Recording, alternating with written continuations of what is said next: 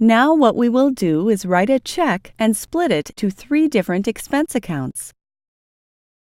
Let's say we have a transaction where, on February 6, 2016, we wrote a check to Farmers Union Oil for $350 for fuel, tools, and miscellaneous expenses. Since we purchased 3 separate items, we will have 3 separate expense accounts as part of this transaction.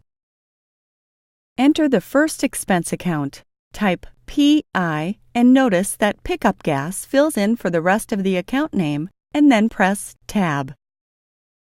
Then, change the current amount of $350 to $153 for the gas. Now, press Tab, pass the percent of total to the memo. Press Tab again, and your cursor will immediately move to a cell titled Quantity.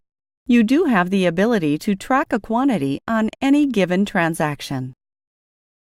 Let's enter 90 gallons here and tab to the memo cell. Here you can press the Home key on your keyboard to delete the check memo, then change the memo to 90 gallons at $1.70. Tab to the Cost Center cell and tab to Save. This additional Save button should turn orange, which tells you to press Enter to execute it. Your cursor will now move to the Add button because you have an amount remaining on the right side of your screen. The entry we just made will appear in the Account Transaction window.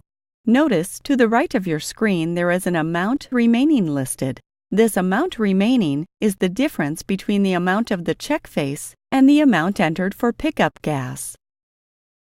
You will not be able to save this transaction until the amount remaining equals 0. The Add button is now selected, so press Enter or click on it. A new line will open up to enter a new account into. Enter the account name SM for Small Tools and Supplies. Then enter the $100 in the amount. Change the memo if you wish, or press the Home key to delete it, then select Save.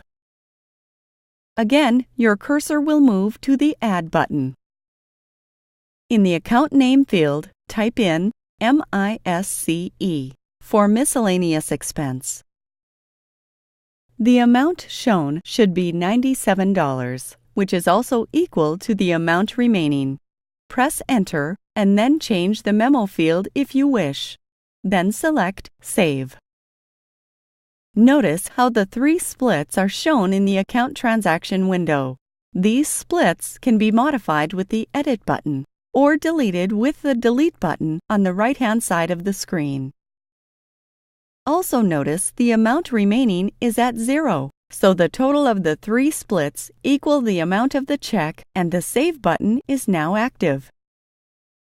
For now, we want to click on Save and New to save the current transaction and add another check.